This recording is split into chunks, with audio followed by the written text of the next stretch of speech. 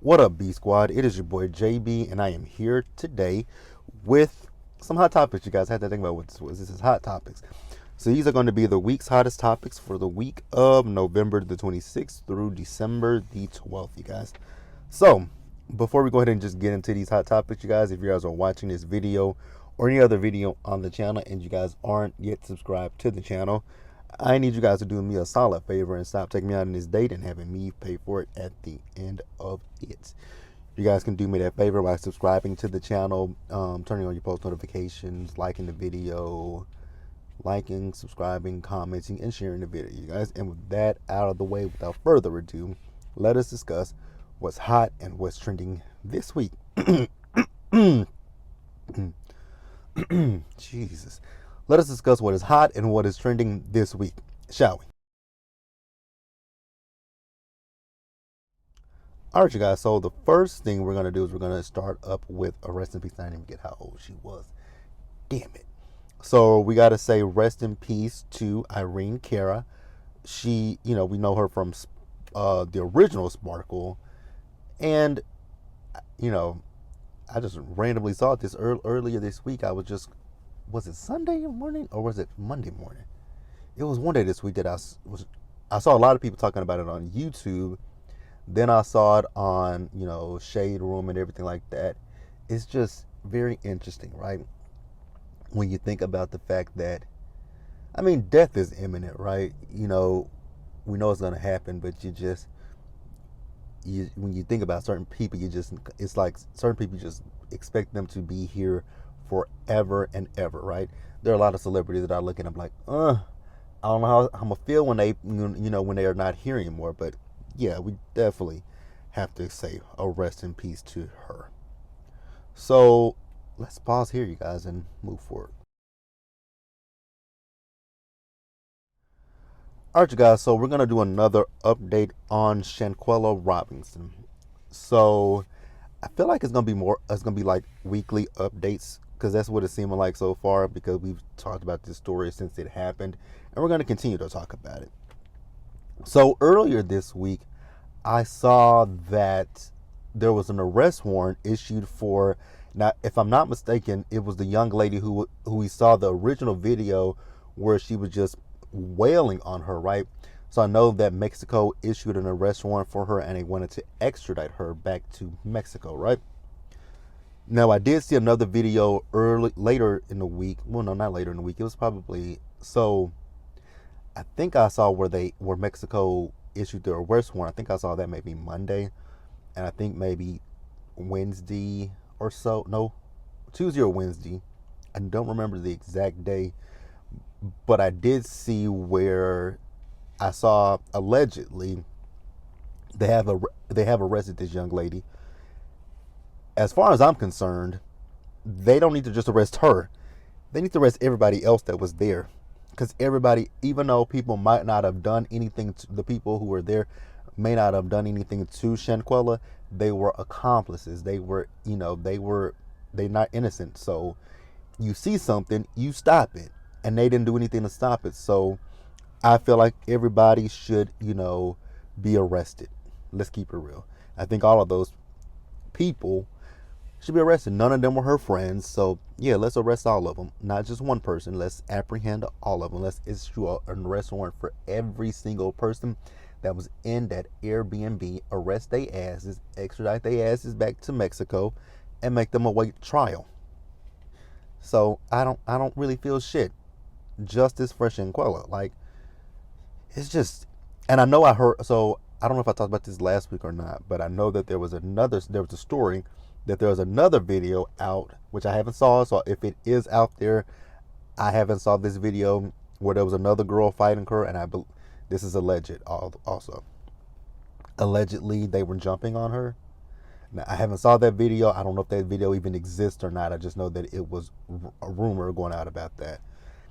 And like I said in the initial video that I talked about Shanquella, it's like, why do you guys want to go around and record fights? I just don't get that. Like the dude that was recording that original fight, get him. Like, he's not innocent. Nobody in this situation is innocent but Shanquella. So justice needs to be served for Shanquella. So, like I said, if you've arrested one person, apprehend all of them, take them all down to Mexico, make them all sit in jail until their trial. That is what they deserve. Now, they might not deserve the same sentencing as the person who actually committed the offense against Shanquella, but they definitely deserve some time in jail. And that's how I feel. I want you guys to definitely get down in the comment section and let me know what you think about it. And we're going to pause here and move forward, you guys. All right, you guys. So next story I'm going to talk about is Balenciaga. It is just weird when you think about these companies who are coming out with these weird ass campaign ads. Because you guys remember a few years ago with the Gucci ads when they had that terrible ad with the black people. So now Balenciaga has this ad where they're kids, right? And the kids are in BDSM type wear with teddy bears. And when I looked at the photos, so I saw this on the Shade Room Neighborhood Talk, Baller Alert, Jasmine Brand, one of those blogs, right? And it was accompanied by a clip of one of my least favorite newscasters, Tucker Carlson, right? And he was talking about it. And normally I don't agree with anything that comes out of Tucker's mouth, but in this particular instance with this whole Balenciaga thing, I had to agree with him. I'm like, this is like, it looks like y'all are trying to groom children to do certain things. Like even me as an adult, I don't shame people. I don't, knock people who are into BDSM. But for me, that is just not something that I would be into. Whips. Okay, maybe. No. I wouldn't be into a whip because I don't like. I don't hit me because I have a reflex and it's a terrible reflex. So no, I wouldn't be into a whips. Handcuffs, maybe. Ball gags, hell no. Chains, absolutely not. Chains are too reminiscent of slavery, and I'm not interested in that. So yeah, it was just terrible, and I was like, who was the creative director of this ad? Like, it's kids. Like, what was the marketing? What was the messaging? Like, I'm still baffled by that. It's just as bad as that goddamn Gucci. And remember how everybody was so upset about Gucci, and they stopped. They weren't gonna buy Gucci. Our people. Me personally, I've never bought Gucci. I've never thought Gucci's clothing were cute. Same with Balenciaga. You think about people who spend buku amounts of money on these designer labels, and I'm like, that designer label that you bought, you could have took that money and bought more. You could have bought, like, you probably spent like what, maybe $2,000, $3,000 on that stuff when you could have went to like H&M. I know people have issues with H&M. H&M, H&M. I'm trying to think of some clothing stores that I shop at. H&M, Gap, Old Navy.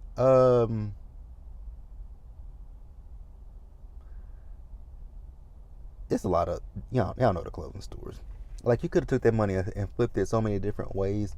Macy's, you could have went and bought other things with it, right? I've never been one to buy design. I mean, I like designer stuff, but if I go to a store, 9 times out of 10, I'm not gonna buy it. It's not because I can't afford it. It's just that. So with me, I'm very frugal and very, very, very frugal. So even if I can afford it, I do this all the time when I go to the store. Be looking at shit, be having it in my hand, like, do I want? I be looking at what I do when I go to the store is I look at price tags and I examine the hell out of a price tag like it's gonna change. I'm like, damn, do you want to spend $20 for this? You got the money. And I be saying it to myself, like, you have the money. Why are you being so cheap? Like, I actually have to ask myself, why am I being so cheap, right? But I don't really.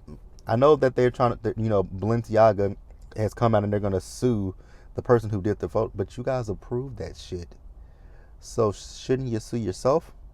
And then I know Kim Kardashian, she came out and spoke again. Like, baby, I wouldn't be any affiliate to them anymore. Like, they wouldn't be able to use my name, my likeness, my nothing. Cause it was just very distasteful. If we're gonna be honest with each other, it was very, very distasteful. And I want you guys to just let me know, how did you guys feel about that? Like, I mean, you could have done a lot of things, but a harness and all that kind of stuff, you're it's kind of like how people try to say people are forcing a gay agenda on people. This is basically, actually, it ain't no basically, but that was damn near child kitty PRN.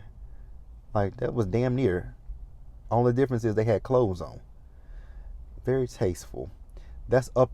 I mean, we just went in on Tiffany Haddish and Aries Spears about what they did. But okay. So I'm gonna pause here and move forward, you guys.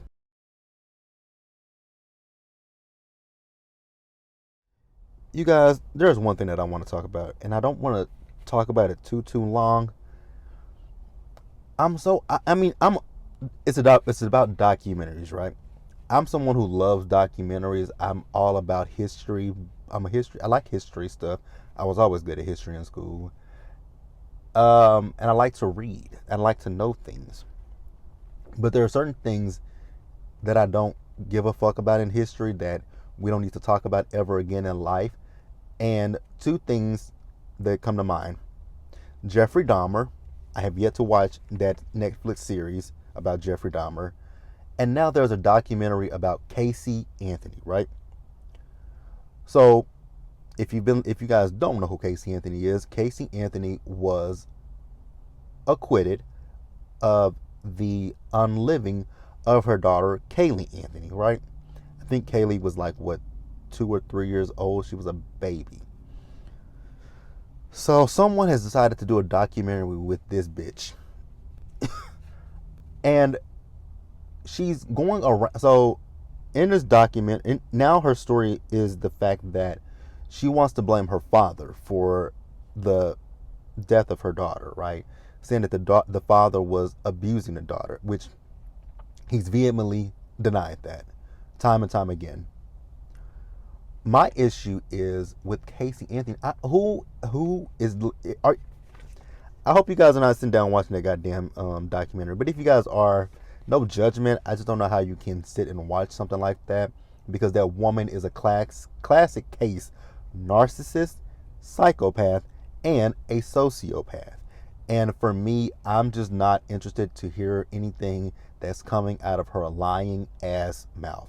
So I won't be watching it. If you guys are watching it, or if you guys are watching it or intend to watch it, let me know in the comment section. I would love to know that, and I'm curious. I just want you guys to say, you can tell me, like, do you feel like, if you're watching it, do you feel like it's going to shed more light on something? Like, curiosity. I just want to know, like, what do you guys expect from the documentary from a woman that is a pathological liar, a psychopath, a sociopath, and a narcissist? I don't know what people are expecting from it. And that's my question. What are people expecting to get from Casey Anthony now? What has it been? It's been almost 10 years at this point. If it's not 10 years, it's coming up, because I was still living at home with my mom when that trial happened. And I actually remember the trial because I remember her on the stand trying to pretend like she was crying. Like, I just don't see it for her. But yeah, if you guys plan to watch that documentary, definitely let me know. Let me know. And if you do watch it, you guys can tell me what you guys think about it. Again, I have no intentions of watching it. I'm not supporting her. I'm not supporting whoever came up with that idea for the documentary. It just won't be me. I'd rather watch Jeffrey Dahmer before I watch that. And even with Jeffrey Dahmer's story, I felt like that was disrespectful to the families that the people that he victimized. I just felt like it was a slap in the face to them. But we can talk about all of that down in the comment section below. So you guys, let's pause here and let's go ahead and move forward. All right, you guys. So next up, let's talk about this never. It seems like it's a never-ending drama with Escape. So the Soul Train Awards were this past. They aired this past Sunday, right? So we saw the speech that Tiny gave. We saw the speech that Latasha gave. I don't necessarily know if Latasha was shading the girls or not, and I don't necessarily know if Tiny was shading Latasha, right? Because Latasha was giving her speech. I mean, it really did sound like she was talking to the girls about not letting people dim your light. I'm like, oh shit, girl, this is not gonna go well, is it? And again, you guys know that they do have a show that is coming to Bravo next year. I think they said in around March, right? And this show is going to be with them and SWV. So I am going to be watching that show, and I actually will review that show. So after Latasha gave her speech, Tiny said, I love my girls. And she was looking at, Tamika and Candy. But Latasha was on this side of her. And then she looked around. So people took it as, they were taking digs at one another. I don't know. Let me know what you guys think in the comments about that one. So also this week, we found out that Latasha is working on a solo album. I was like, again? So this is no shade to Latasha at all, because I actually love Latasha's voice. I think Latasha has an amazing voice, right? And like I said in last week's last week's Hot Topics about Latasha, right? Latasha is kind of like, I know people want to say Latasha is the Beyonce of the group, right? And I get that. But I don't necessarily, well, I hope you guys can still hear me because I just put my AirPod back in my ear. When it comes to Latasha, I don't, how do I say this? It's kind of like I feel about Normani and all the other girls. There are certain girl groups where you can't really, you see them together as a cohesive, right? And then, I just don't know if Latasha has the capability. Again, vocal range, amazing. I don't see her as a solo artist. I see her with her group, right? So she got a deal, and I know that this is going to be something that comes up during the show, right? So she signed to a label.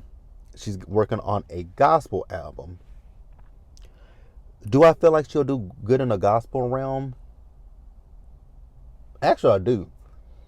I actually do believe that Latasha will do great in gospel, because that her voice definitely gives, soul and the word of God, right? So I do feel like she might be successful in the gospel world. I'm not somebody who really typically listens to gospel music. I'm not. But here's another example of a gospel artist that great as a duo, not as a solo act, but her voice is still great nonetheless. Erica Campbell of Mary Mary. Erica Campbell and Tina Campbell both have powerhouse voices, right? And we all know but Erica has done so many solo songs by herself. But for me, I've never really heard her solo songs as much as I hear her and Tina as Mary Mary. Like, there's one song that they got that I will go up for. I dance to that song all the time. It just gets me in the mood. Go Get It. When they were when they had their TV show Mary Mary. Go Get It is my song. I love that song. That song is I listen to that song a lot. I love that song. They did a great job with that song. But like I said, so gospel is just similar to secular music, right? You have your acts who you have your Yolanda Adams, Yolanda, who else? It's a lot of them, right?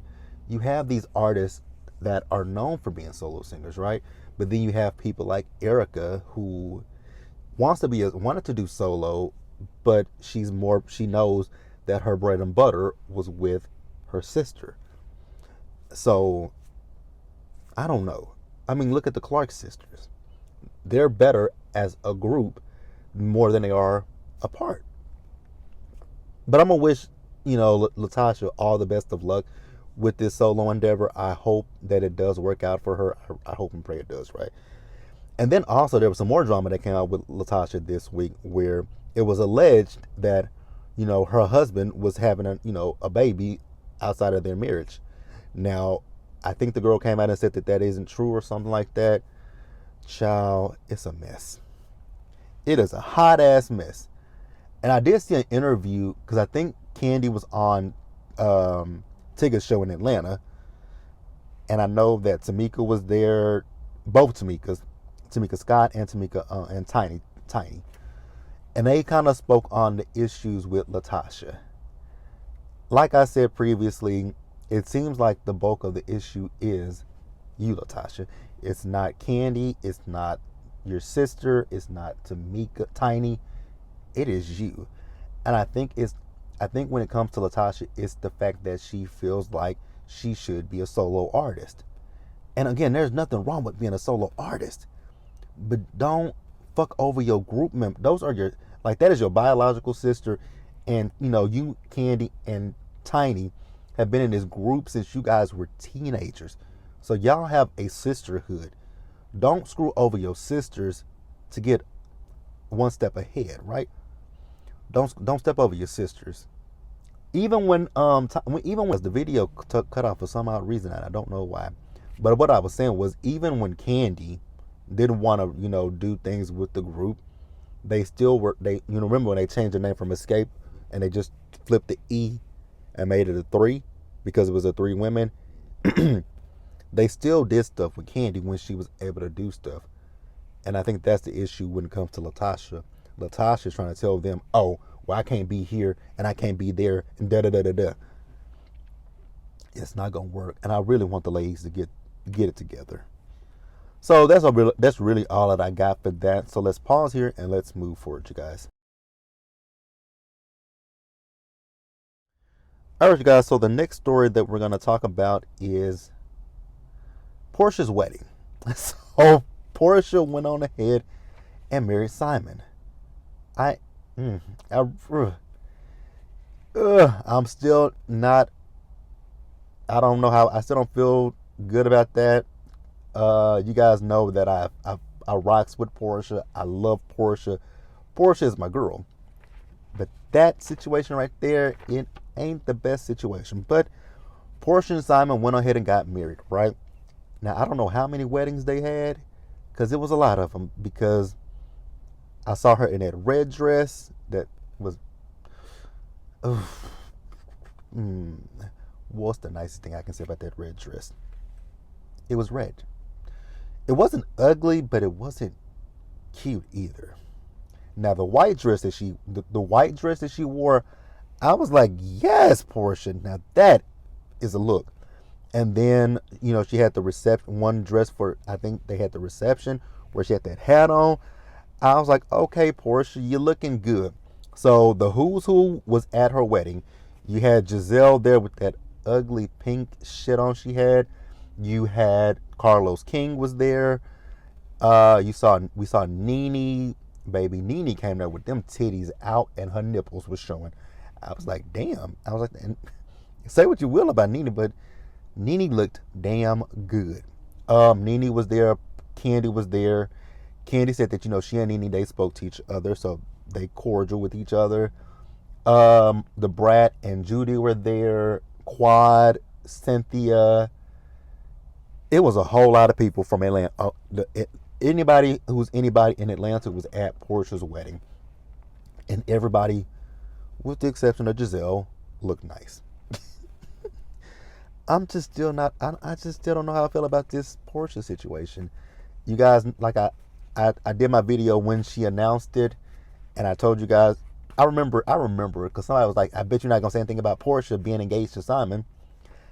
It had just came out that week, that Sunday or something, and I was like, I haven't had time to even just process it, because I didn't know what to think about it. And I did my video. I don't agree with it, but it ain't got nothing to do with me. If Porsche is happy, she's happy. Why did Simon have on that military looking outfit? Why did he have on that military outfit? I was so confused by that one. I was like, child, Simon looks like a fucking waxed figure. Oh, God. You know, it's so funny. If you look at, I'm in a Facebook group, and they did some comparisons between Simon's wedding to Portia and Simon's wedding to Fallon.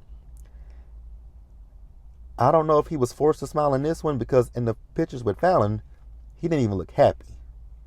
Not saying that not saying anything about the marriage. I'm just saying he just didn't look happy. But yeah, they're married. Let me know what you guys think about that. Like, how do you guys feel about it? Let me know how you guys feel about that situation. It's still very interesting. Had to unfollow my girl on Instagram, because the more she kept posting about him, I was like, okay, girl, I don't want to see him. Keep it real with you guys. I didn't think they were going to get married. I never saw it happening, but it happened. Let's see how long it lasts. I give it 2 years. 1, 2. I don't give it a long shelf life, honestly. As much as I love Porsche and I want the best for her, I don't get that marriage a long shelf life. It just doesn't give me a long shelf life. But hey, once again, let me know what you guys think about the situation, and let me know how long you guys see them being married. I hope this is her forever love. For her sake, I do hope it is. I really hope it is. But if I'm being honest with you guys, I just don't see this marriage lasting that long. But let's pause here and let's move forward, you guys. All right, you guys. So next up, let's talk about Love and Marriage DC. So if you guys watched Love and Marriage Huntsville this past weekend, then you guys noticed that they have done they've released some little teasers for the upcoming season. So Love and Marriage DC will return on OWN in January of 2023. And also, you guys, excuse me. Also, you guys, I will be doing my reviews of it, and as well as doing my reviews. If you guys are not subscribed to his channel, Jeremy Speaks, he and I are going to do some stuff together with Love and Marriage DC. So look out for that. So earlier this week, it came out, well, like I said, after the teaser trailer those teasers were dropped on OWN during Love and Marriage Huntsville, people started to notice that only people that were showcased were both Irena and Jamie, and then Quick and Ashley, right? So people started wondering, where are Monique and Chris at, right? Jesus, it's something. So yeah, people started wondering, like, where are Monique and Chris at? Because they weren't visible and if you notice, those stills were from last season's promo pictures, right? So the Jasmine brand a day or two later reported that Monique and Chris would not be returning to Love and Marriage DC for season 2, and that actually, I think this was Sunday, right? So Jasmine brand reported that they're not returning, and they didn't film anything for season 2, because if you guys don't know, season 2 is already completed. They've completed filming.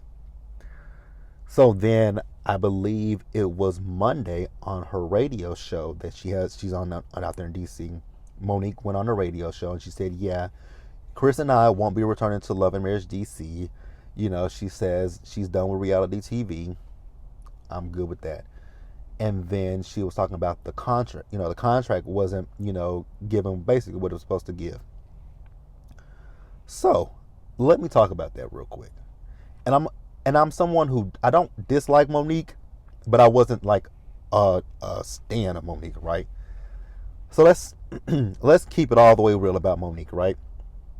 I feel like a lot of people hyped Monique up to be that girl when she's really not that girl. People hype Monique up to be like a Nene Leakes, a Kenya Moore, and you guys know I'm not the biggest fan of Kenya.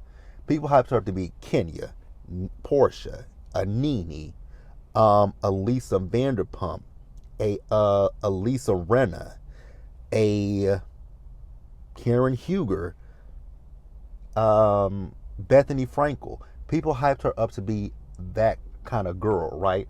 Like the girl, because I mean, I have memes in my phone of Nene, Portia, Kenya, Renna, Bethany, Vanderpump. I have like, she, no shade to Monique. The only thing that Monique really brought to Potomac was the binder, her slapping Candace, and her having 4 homes.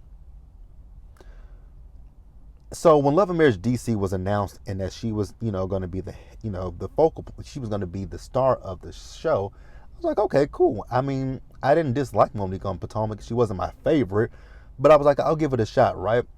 Watch season 1 of DC, boring as hell.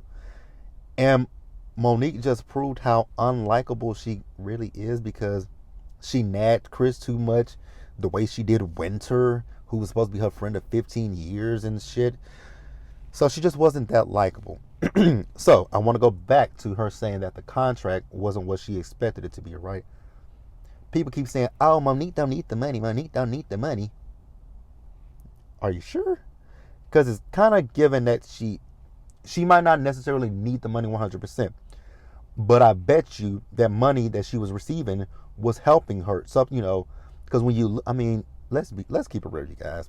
We can always say, oh, I don't really need that money like that. But we get to a position in our lives where, like with me, I have my full-time job and I have stuff that I do on the side.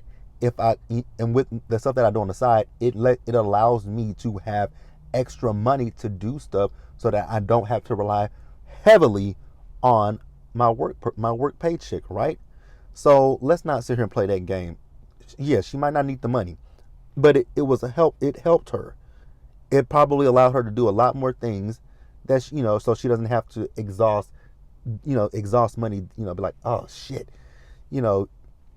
So let's keep it real, because I don't. Let's be real. How much is that not for lazy mom stuff bringing in?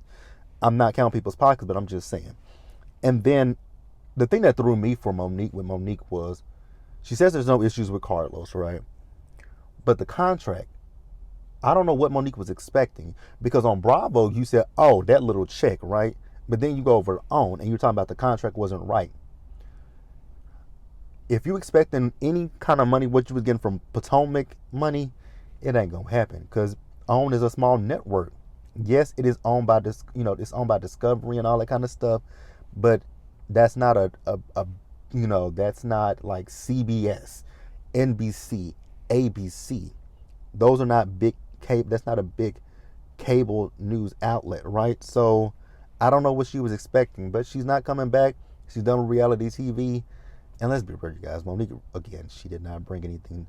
She didn't bring anything to Love and Marriage DC. So for me, I'm not really gonna miss her. It's gonna be interesting to see season 2, especially with this lineup that they got. So Jamie and Arena have returned. Quick and Ashley have returned. And you guys know that I liked Ashley, but also at the same time, I could see that Ashley was a bit of a mean girl, and I didn't like that. And then Winter's returning. Who else? And then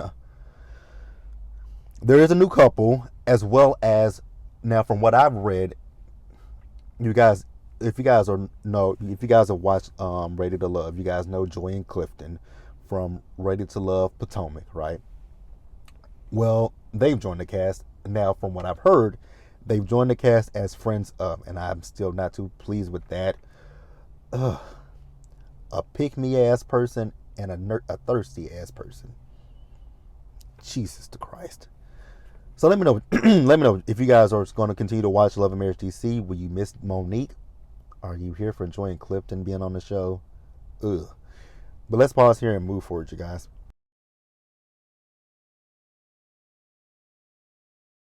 All right, you guys. Next up, let's discuss Kanye very briefly. I don't want to spend even 5 minutes talking about Kanye. The man needs help. Seriously, Kanye West needs some kind of help. This man is spiraling out of control. So he had a dinner with you-know-who and a known white supremacist, Nick Fuentes or something like that. And I'm just confused as to why you are having dinner with a white supremacist. Of all the people in the you're having dinner with a white supremacist and a racist who called you a black man when he really wanted to call you a nigger with a hard ER on it. I just don't understand Kanye. I'm not. And I know that you know who was saying he didn't know who the guy was. So you mean to tell me that people in your camp didn't know who he was either? I don't know what's going on with Kanye. I really don't. Only thing that I can do for Kanye West at this point is pray for the brother. And that's all he's going to get from me is a prayer. He ain't get nothing else out of me but a prayer. A prayer. Lord, keep him in your, keep him close to you, because I just feel like something bad is going to happen, and I don't want it to, but I just feel like something bad might happen to Kanye. But let me know what you guys thought about that, and we're going to move over to the last two stories.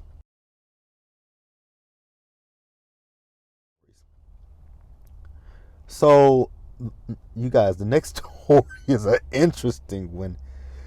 TJ Holmes and Amy Robach from GMA3, what you need to know. Baby. So, I watch GMA3 quite often, and I'm very familiar with TJ and Amy Robach, and I've noticed them. You know, I've been watching. So, if you guys are not familiar, so GMA3 initially, this segment of GMA3, it came about during the pandemic, because in the 12 o'clock hour, and it was Strahan, Sarah, and Kiki, right? But then after the pandemic happened, that show got canceled, and they came in with GMA3. You know, at that time, and during the time of the coronavirus, it was just giving you information about COVID, right? But then as we started to our series, she keeps, I don't know why this bitch does this. GMA3. In the beginning, it was about the coronavirus, and then after that, it just turned into what you need to know. So, Amy Robach and TJ Holmes were the hosts of it, and they have Dr. Jen Ashton, who is the the medical correspondent for ABC, right? So you could definitely look at TJ Holmes, because like I said, I've been watching it since the beginning. You can definitely see that there's some kind of chemistry between those two, right? I would have never guessed sexual chemistry, but baby, allegedly, well, it ain't even I don't even know if that's alleged, because I saw a video of Amy and TJ together, and baby, TJ was groping her ass, and mind you, they're both married. Ooh, workplace romances. Let's talk about it real quick. Have you guys ever been involved in a workplace romance? I have. Did it end well? I'm asking you guys. Did it end well? If you guys have been involved in a workplace romance, how did it end? Did it end? Are you guys married? Do you? Now, for me, my workplace romance, it did end, and it ended very amicably. You just realize, we're better off as friends, and that's what happened. Better off as friends, and I've only had one romance. Tried to talk to someone else, didn't work out. Cool, but we're good friends with each other. But yeah, I just don't. Ooh, and this and y'all and they both got kids with their spouses. Whew. Those divorces are going to probably be more than likely 100% UGLY. You ain't got no alibi. You ugly. Yeah, you ugly. Good luck, TJ and Amy. Good luck to you. I'm gonna pray for you too. And then the last story, you guys, that we're gonna talk about is congratulations are in order for Keisha Knight Pulliam, who is expecting her second child, right? Is it her second? I know she got her first child with what is his name? Ed Hartwell. That is right, you guys. Yeah, Ed Hartwell, Lisa Wu's ex-husband. But yeah, congratulations to her. She's expecting a baby with her husband. Wait, she is married again, right? I think she is. But that's it. That's it, you guys. Let me know what you guys thought about these topics. Drop down in the comment section. Subscribe to the channel, you guys. Turn on your post notifications. Share the video, you guys. And we do this every single week. Same time-ish. Same place. Same channel. So going forward, we will be better about this because you guys know I have moved. Um, I just got to get everything together in the apartment, and we will. I still got to get a new ring light. I still have to get a new damn ring light. But yeah, you guys, that's really all I got. I'll see you guys later. I will see you guys later for Friday. So we got Friday. What do we have on Friday? Oh, Love During Lockup. And then Saturday, Love and Marriage Huntsville, and Sunday, Real Housewives of Potomac. I'll see you guys then. Bye, guys.